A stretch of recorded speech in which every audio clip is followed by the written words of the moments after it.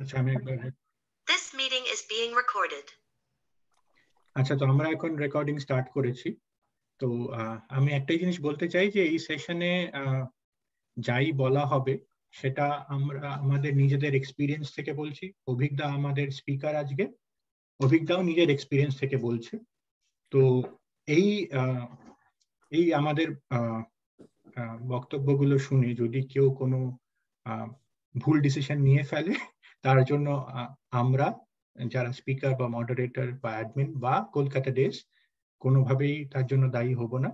তোমরা প্লিজ নিজেরা স্টাডি করে নিও যে কোনো ডিসিশন নেওয়ার আগে।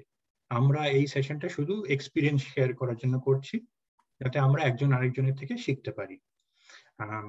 এবার অভিজ্ঞতা আমার খুবই ক্লোজ ফ্রেন্ড, অভিক চক্রবর্তী। অভিজ্ঞতার অনেকগুলো ইনভেস্টমেন্ট আছে। তো অভিজ্ঞতা, তুমি কি একটা ছোট ইন্ট্রোডাকশন দেবে নিজে? তুমি কানাডায় কবে এলে? মানে আমি 2018-এ, আমার নাম অভিক। আমি 2018-এ কানাডায় এসেছি। তো তারপরে 1 বছর ইউএসএ তে ছিলাম মাঝখানে। তারপর কিন্তু পুরোটাই মোটামুটি কানাডাতেই কাটিয়েছি। আর এর মধ্যে মানে রিয়েল এস্টেটটা একটা ইন্টারেস্ট ছিল, তো সেই জন্য নিজের একটা তো বাড়ি কিনেছিলাম 1 বছরের মধ্যেই। তারপর অনেকগুলো ইনভেস্ট করেছি আর কি রিয়েল এস্টেটে। তো সেইগুলো জাস্ট এক্সপিরিয়েন্স সবার সাথে শেয়ার করা বেসিক্যালি, সো দ্যাট কেউ যদি কোনোভাবে উপকৃত হয় আমারও ভালো লাগবে। ওকে, থ্যাংক ইউ অভিজ্ঞতা।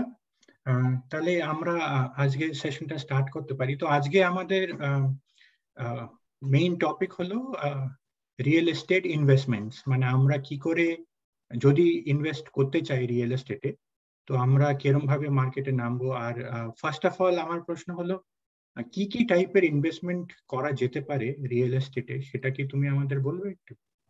হ্যাঁ, তো ফার্স্টেই বলে দিই যে এটা রিয়েল এস্টেট ইনভেস্টমেন্ট নিয়েই বলবো মূলত, so that we are not talking about the primary house, মানে যারা ফার্স্টেই বাড়ি কিনতে যাচ্ছে সেই ব্যাপারটাকে আমি আমার বক্তব্যের মধ্যে রাখছি না আর কি কোনোভাবে। তো আদার ওয়েজ মানে রিয়েল এস্টেট থেকে কিভাবে, as we are saying investment, so we should focus on the returns also, right? We should have a return on investment as well. তো প্রথমেই জানিয়ে রাখি যে অনেক ধরনেরই রিয়েল এস্টেটে ইনভেস্টমেন্টে নেওয়া যায়, অ্যাক্টিভলি নেওয়া যায়, প্যাসিভলি নেওয়া যায়। প্যাসিভলিটা আমি শেষের দিকে আসবো।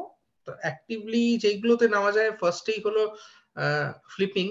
যদি কোনো ধরনের কোনো প্রপার্টি পাওয়া যায় যেখানে which is not in a good condition এবং যেটাতে অনেকটাই ডিসকাউন্টেড বা কম প্রাইসে পাওয়া যাচ্ছে।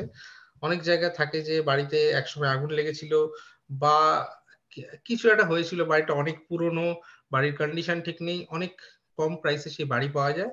And if you have a contracting background, or যদি সেরকম একেবারে চেঞ্জ করে পুরো খাল নলছে বলতে দিতে পারো, তাহলে অনেকটা হাই প্রাইসে বাড়িটাকে বিক্রি করে 6 মাসের মধ্যেই, মানে 6 মাস লাগে হয়তো এরকম কোনো কন্ট্রাক্টিং এ বা কোনো ফ্লিপিং এর ক্ষেত্রে।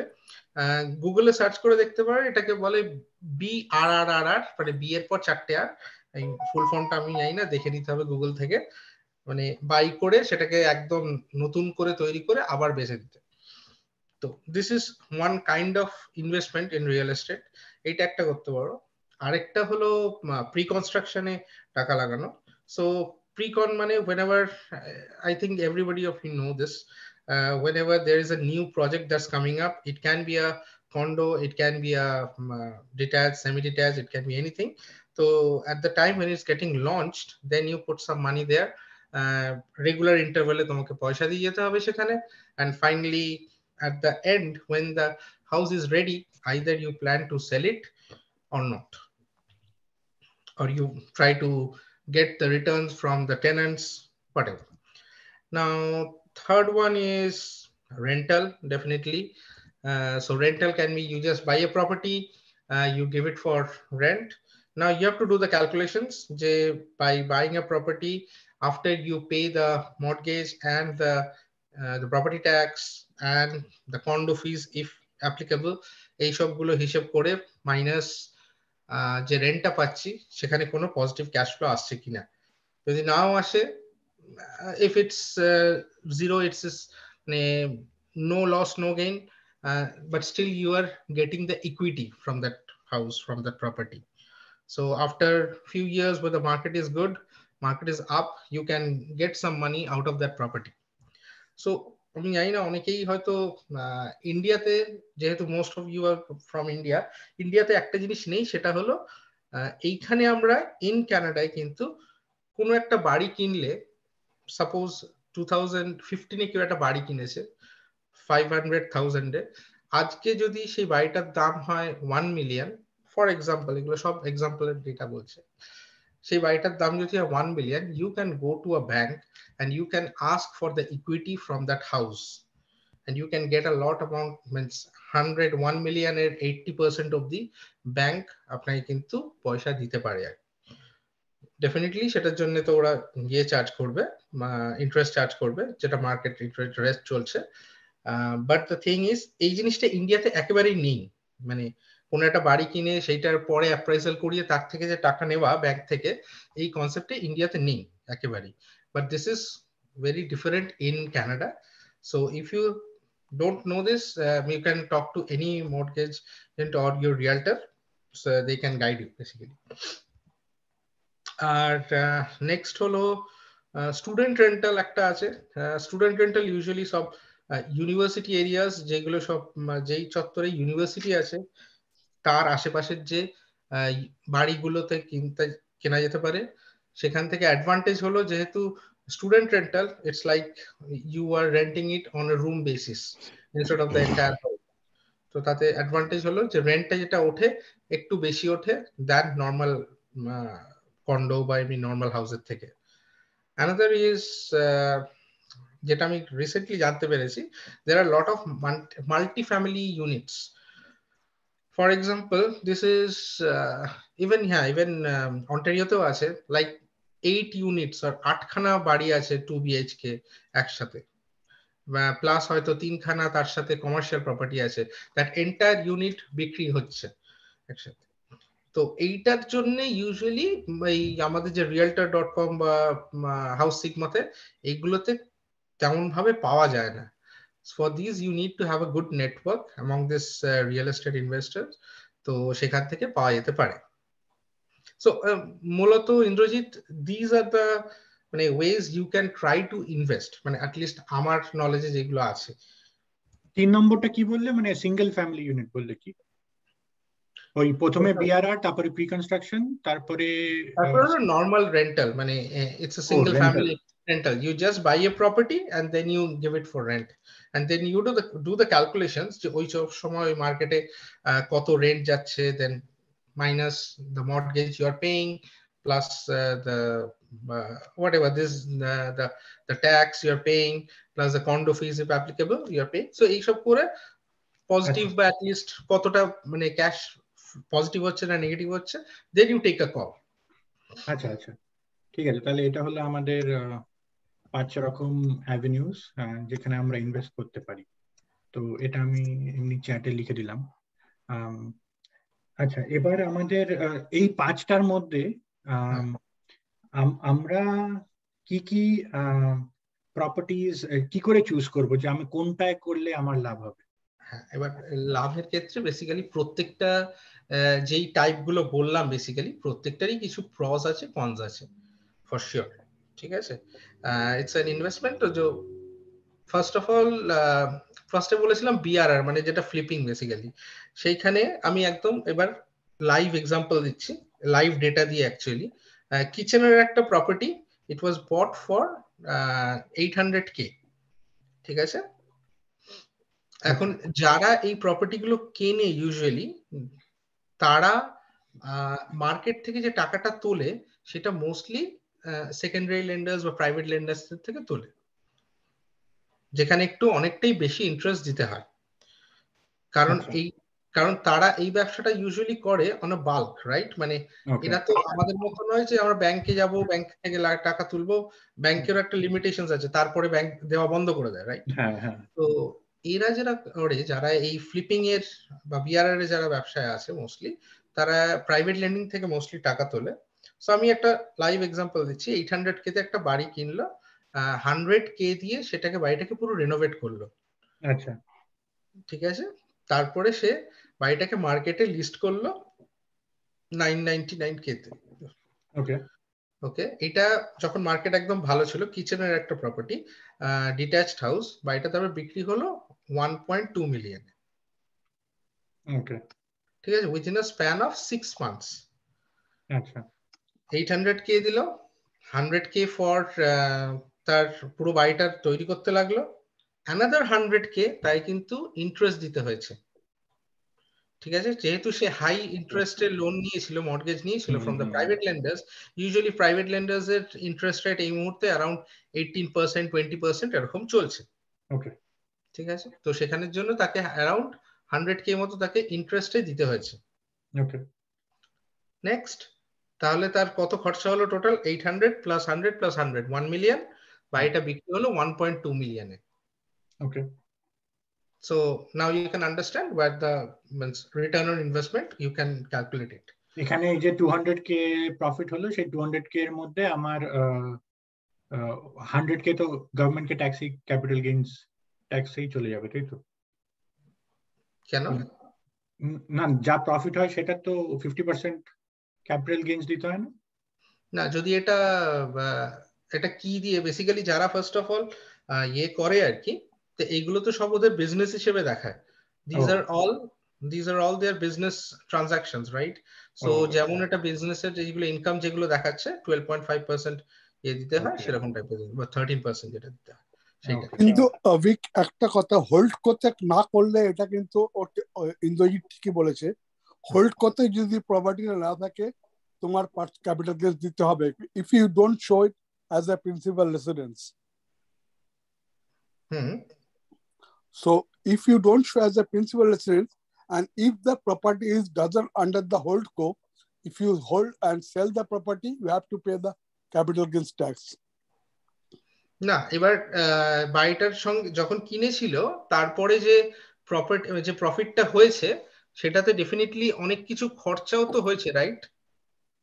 Now whatever your খরচা ধরো 2 লাখ টাকা কিনেছিল, 4 লাখ টাকা বিক্রি করলো, 2 লাখ টাকা যে তার থেকে খরচা বাদ দাও, যা থাকবে তো যেটুকু ব্যালেন্স প্রফিট হবে তার থেকে খরচা বাদ দিয়ে নেট প্রফিটের থেকে 50% তোমাকে ক্যাপিটাল গেইনস দিতে হবে। এটা কি ইন্ডিভিজুয়াল হলে? ইন্ডিভিজুয়াল হলে, ইফ নট হোল্ডকো। আর কেননা আগে এটা হতো, আগে সেই জন্যই অনেকে মোস্টলি যারা ইনভেস্টমেন্টটা করে এই ইয়েতে রিয়েল এস্টেটে, মানে আমারও সব বাড়ি কিন্তু সবই হোল্ড থ্রু দিয়েই কেনা, মানে কোম্পানির থ্রু দিয়ে কেনা, একটা পার্সোনাল ইয়ে নামে কেনা নয়। It's a dependent choice. কারণ আমি জানি লোকের 5টা বাড়ি আছে, 5টা I did a mortgage for 5 houses and they are all on the personal name. আচ্ছা ঠিক আছে। আচ্ছা দীপঙ্কর দা, আমি এই কোয়েশ্চেনটা মানে প্রশ্নটা করলাম, কিন্তু এটা কিন্তু একটুখানি অফ দ্য টপিক। কেন কি এই মানে ক্যাপিটাল গেইনস ট্যাক্স হবে কিনা সেটা মানে আমরা অ্যাকাউন্টেন্টদের সাথে ডিসকাস করে কথা বলবো। মানে I am not the right person to comment on this. আমরা কন্টিনিউ করি টপিকটার সাথে। তো একটা তুমি বললে যে ইভেন যদি যেটা বলছিলে এটা কি বিআরআর বলছিলে?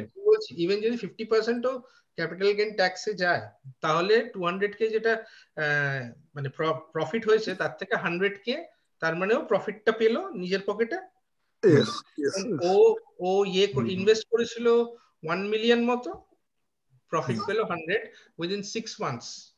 ঠিক আছে, তাহলে পার্সেন্টেজটা ক্যালকুলেট করে নেওয়া যেতে পারে, কারণ 20% রিটার্ন আছে এক ইয়ারে, রাইট? আরেকটা কোশ্চেন আছে। সো যেহেতু if it is under corporate, right, so it has to be a commercial mortgage, right? If it is no how can you have a mortgage if it is not your personal? I mean, it has to be a commercial because it is under corporate, right? এটাতে আমি confirm যে commercial mortgage নিতে হয় না, এটা residential মর্টগেজই নিতে হয়, company through দিয়ে করায়। ওকে, কোম্পানি থ্রু দিয়ে করা যায়। ওইটা তোমার যার নামে অ্যাকচুয়ালি যখন বাড়িটা কিনতে হয় তখন তোমার কোম্পানি প্লাস পার্সোনাল হয়, বিকজ কোম্পানির তো কোনো ক্রেডিট স্কোর নেই যার বেসিসে তোমাকে মর্টগেজ দেবে। তো তোমার পার্সোনাল মানে person is the guarantor, but the mortgage has been taken by the company, but I am the guarantor of that mortgage, that's it. হ্যাঁ, তো তোমার পারচেজে দুজনেরই নাম থাকবে, like Avik Chakraborty plus ABC corporation, আর মর্টগেজও এই দুজনের নামে হবে। ক্রেডিট স্কোরটা চেক হবে অন অভিক চক্রবর্তীর নামে, যাতে ওর বেসিসে লোনটা দেওয়া হচ্ছে। but it's Okay. not commercial mortgage. এইটা আমি ইন্দ্রজিৎ এইটা না আমি দেখেছি অ্যাকচুয়ালি বিভিন্ন ব্যাংক বিভিন্ন রকম ভাবে ট্রিট করে। I don't think there is a very straightforward rule for this in banking. কারণ সিআইবিসি একরকম ভাবে ট্রিট করে, অন্য ব্যাংক আরেক, টিডি ব্যাংক আরেক রকম ভাবে ট্রিট করে। তো টাইটেলটা আলাদা হতে পারে, কি কি হিসেবে ওরা টাইটেলটা করবে, কেউ লেখায় যে গ্যারান্টার, কেউ বলে যে না কো ওনার হতে হবে, ওই জায়গাটা একটু গ্যাপ আছে। বাট আলটিমেটলি একটা মানুষের নাম লাগবে যার এগেনস্টে লোনটা দিচ্ছে, কারণ কোম্পানির কোনো অস্তিত্ব নেই actually, it is just on paper. Ultimately it's a person যার বেসিসে ওরা লোনটা দিচ্ছে। একদম ঠিক। সো এন্ড এটা কমার্শিয়াল লোন নয়, এটা কমার্শিয়াল না, কমার্শিয়াল আলাদা। ঠিক আছে, এইটা কিন্তু এত রিটার্ন, কিন্তু এর কিছু অনেক ডেফিনেটলি নেগেটিভ সাইডও আছে। For example, you need to have a dependency, huge dependency on a contractor, unless you yourself is a contractor.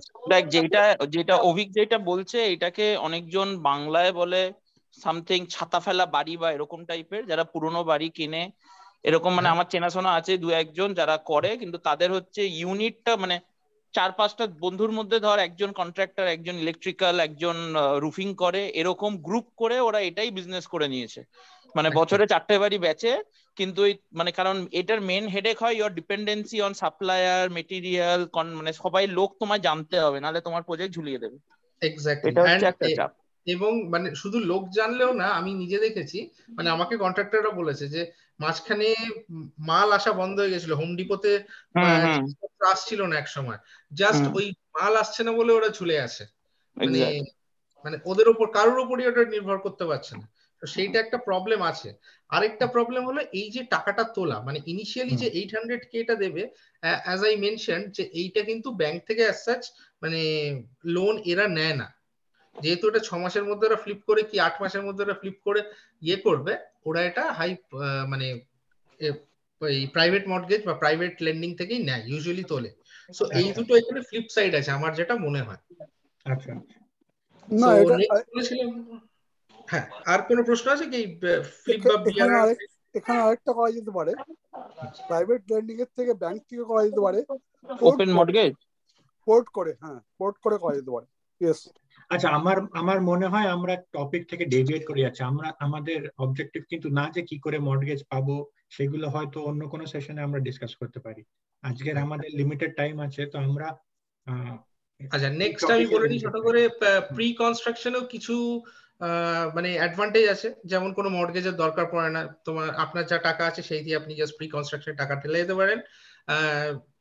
The negative side is you don't know the future of that, right? You don't know the future. For example, 2 বছর আগে যারা কিনেছিল, এখন মার্কেটটা অনেক down, মানে প্রিকনে যারা ঢোকে অনেকেই চায় যে বাড়িটা যখন তৈরি হয়ে যাবে তখন আমি ওটা বেচে দিয়ে প্রফিটটা নিয়ে বেরিয়ে চলে আসবো।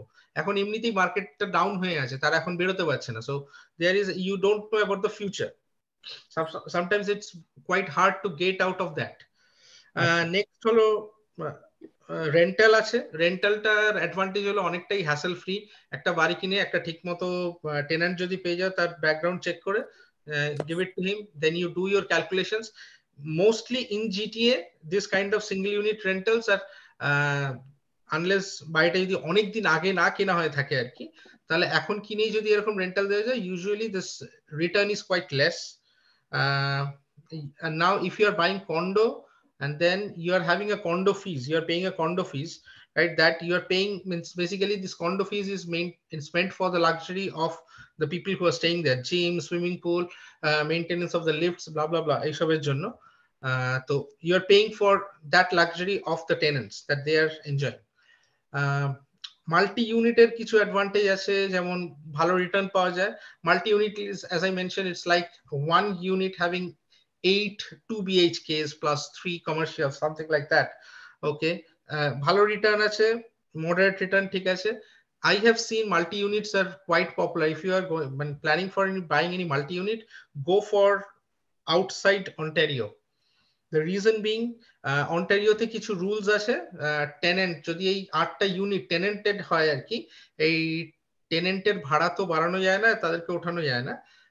এটা কিন্তু শুধুমাত্র অন্টারিওর রুল, যে এই ক্যাপটা যেটা আর কি, যে 2% না 2.5% প্রত্যেকবার যে ঠিক করে দেয়, এটা কিন্তু একমাত্র অন্টারিওর rule. If you go to provinces like PEI or Nova Scotia, ঠিক আছে, অর ইভেন ক্যালগেরি মানে অ্যালবার্টা, সেখানে কিন্তু এই রুলগুলো নেই। You can increase the rent, সেটা যদি না দিতে পারে then you can ask them to leave that property. ভ্যাঙ্কুভারে এনেছে, ভ্যাঙ্কুভারে অ্যাড করেছে জাস্ট লাস্ট মান্থ। আচ্ছা আচ্ছা, স্টুডেন্ট রেন্টাল লাস্টে বলেছিলাম, এখানেও মোটামুটি মডারেট রিটার্ন আছে, কিন্তু হ্যাসেল বেশি, কারণ you have to deal with students, and students সে বাড়িতে একেবারে তছনছ করে দিতে পারে, নোংরা করে রাখতে পারে। ইউ হ্যাভ টু মানে pay a lot of amount in cleaning that house many a times, and then also it has limited to location. Students rental যেহেতু, the location is bounded only to places like which are near to the universities, or this like London or Windsor or Guelph, all these places.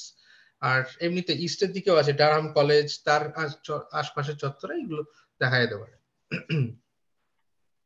Kingston, অনেকগুলোই আছে। So these are the pros and cons of every thing that we have decided. আচ্ছা, বিআরআর এর cons গুলো আরেকবার বলবে? বিআরআর এর cons গুলো, ওই যে কন্ট্রাক্টর যদি না চেনা থাকে পুরো ঝুলে যাবে আর কি, মানে you have taken a high interest loan right there, you have taken a high interest mortgage, 20% কি 18% এ তুমি মর্টগেজ নিয়েছে, সেই বাড়িটা যতদিন না বিক্রি হচ্ছে ওই মর্টগেজটা তো আমি ফেরত দিতে পারছি না। সো ইফ আমার যদি ইনিশিয়াল ক্যালকুলেশনে থাকে আমি 6 মাসের মধ্যে শেষ করে দেবো কাজটা, বিক্রি করে দিয়ে বেরিয়ে যাবো, and if it doesn't gets over within 6 months, if it becomes stretched to 9 months or a year, ইন্টারেস্টটা অনেক হাই পে করতে হচ্ছে আর কি। আচ্ছা, প্রফিটটা কমে যাচ্ছে ধীরে ধীরে।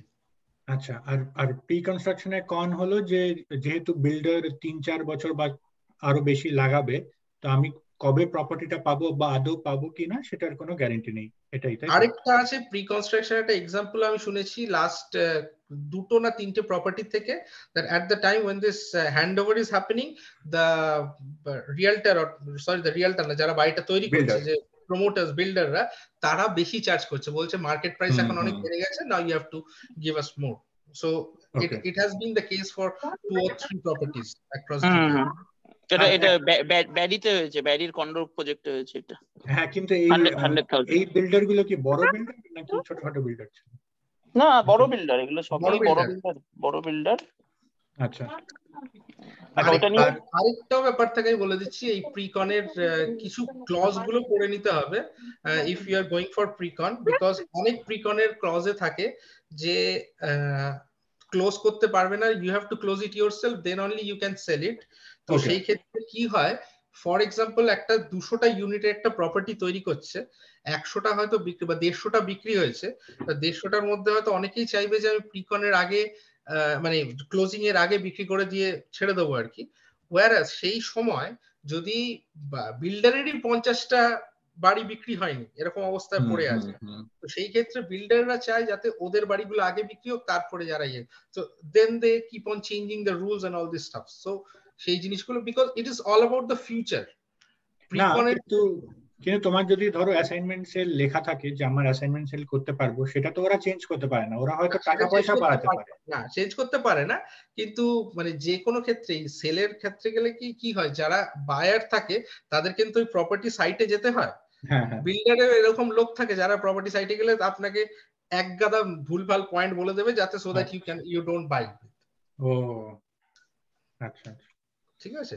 কোনো রেন্টাল প্রপার্টি কিনতে গেলে এই প্রবলেমটা ফেস করেছি আমি, মানে কোনো রেন্টাল প্রপার্টি আমি যখন কিনতে গেলাম, সেখানে দেখলাম যে যারা রেন্টে আছে তারা উঠতে চাইছে না, তারা কনস্ট্যান্ট বাড়িটা সম্পর্কে বাজে বাজে বাজে বাজে বাজে বলতে থাকে। দিস ইজ হাউ ইট গোস।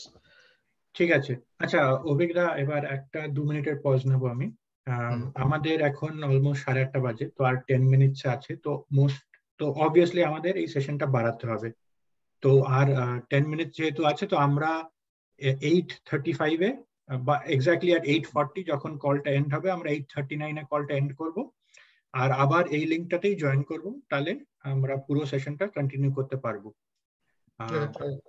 ঠিক আছে। তো এবার নেক্সট কোয়েশ্চেন হলো, এই সব কিছুর জন্য আমরা তো নিজেরা করতে পারবো না, আমাদের তো একটা রিয়েলটার চাই, তাই তো? মানে যে এই সবকটা ইনভেস্টমেন্টের জন্য, সবকটার জন্যই কি চাই, মানে বিআরআর এর জন্য? না, বিআরআর এর জন্য হ্যাঁ, যদি কোনো প্রপার্টি কিনতে হয় ইউজুয়ালি তো রিয়েলটরের থ্রু দিয়ে যাওয়া উচিত, এইখানে as per Ontario's law, মানে যেহেতু if the property is listed on MLS, right, তাহলে রিয়েলটরের থ্রু দিয়ে যাওয়া উচিত। বিকজ অ্যাজ অ্যান ইনভেস্টর, মানে আমিও এতদিন ধরে ইনভেস্ট করেছি, বাড়ি কিনছি, আমিও সবসময় যেখানে গেলে ইনভেস্টর মানে রিয়েলটরের থ্রু দিয়ে যাওয়া করি। বাট এই realtor, there are hundreds of realtors on market, so depending on your knowledge about them, but as a as a client of the realtor, you must know few things, মানে যেটা realtor choose করার সময় দেখে নেওয়া উচিত। একটা হলো, you cannot work with multiple realtors at one point of time. That is not only unethical, in legal terms it's illegal as well. So if you are working with two realtors and if you are finally buying with one realtor, the other realtor can sue you. আচ্ছা, that is one thing. আরো কিছু rule আছে, রেব্বা বলে একটা act আছে আর কি, REBBA, real estate broker something, আমি পুরোটা ভুলে গেছি। সেখানে অনেকগুলো রুলস আছে যেগুলো আর কি, which you should know as a buyer or as a client, you should know that your realtors cannot do those things. Okay, for example, একই প্রপার্টির জন্য তোমার রিয়েলটর অন্য কোনো বায়ারকে প্রপার্টিটা দেখাতে পারবে না unless taking permission from you. আচ্ছা, The realtor has to let you know যে I am putting an offer for another buyer for this property. Okay. And similarly, সেই লোকটাকেও কিন্তু জানাতে হবে যে I have already put up offer for other person for this property. এটা কি শুধু offer দেওয়ার সময় দেখাতে তো পারি? দেখাতে পারি, কিন্তু অফার দেওয়ার সময় মানে when you are putting the offers, মানে দেখানোর সময় আর কি, বেসিক্যালি দেখানোটা লেখা নেই, দেখানোটা ইজ আনএথিক্যাল, বাট যদি অফারটা দেয় দ্যাটস ইল্লিগাল, যদি কাউকে না জানিয়ে দেয়। আচ্ছা, so yeah, so there something is written in law. Basically whenever they are doing any kind of transactional things আর কি, কোনো সইসাবুদ হচ্ছে, সেই সইসাবুদের আগে যদি একটা বাড়ির জন্য একটা রিয়েলটর দুটো ক্লায়েন্টকে নিয়ে আসে, তাহলে কিন্তু দুজনকেই জানানো উচিত যে আমার কাছে কিন্তু আরেকজন আছে, বা যদি তিনজনও থাকে এই প্রপার্টির জন্য আমার জন্য আরো দুজন আছে, সেটা বাকি সবাইকেই জানানো উচিত। আচ্ছা, এই জিনিসটা মাথায় রাখতে হবে। So if you get to know যে আপনার রিয়েলটর এরকম কাজ করছে, then you can actually ask that realtor why are you doing so, because this is illegal. You're not supposed to do that. So হ্যাঁ, এরকম কয়েকটা জিনিস বেসিক্যালি রিয়েলটর এখন মানে প্রচুর মনে হয় অন্টারিওতে প্রচুর। So there is, you can find any realtor, but do this due diligence along with your realtor, that's it.